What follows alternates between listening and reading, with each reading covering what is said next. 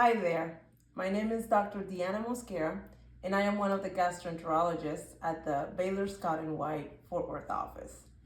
Today, I'm going to walk you through what I typically eat in a day as a gastroenterologist, beginning with breakfast. So for breakfast, I typically like to keep it simple yet healthy. So I will typically eat a combination of chia seeds, some type of berries, as well as kiwi. In this case, the chia seeds, I actually soak them overnight in almond milk, and the next morning I am able to combine it with granola bars as well as raspberries.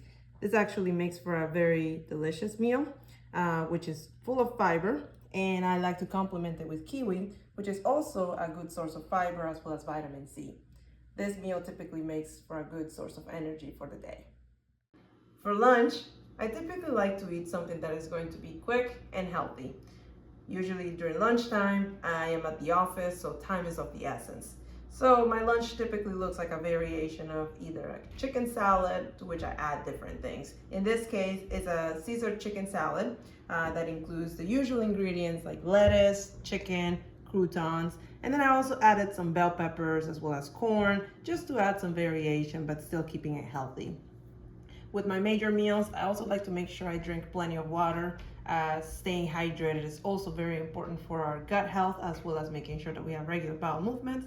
And then I also complement my meal with a serving of berries, as this also has a good serving of fiber.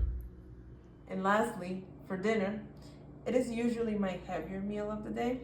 And I usually like to eat a combination of a vegetable, a starch, and a protein.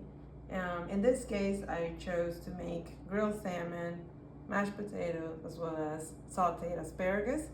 And I typically like this combination as it allows me to decrease the amount of processed foods as well as red meats that I consume. And of course, accompanying with water, as I mentioned before, to stay hydrated.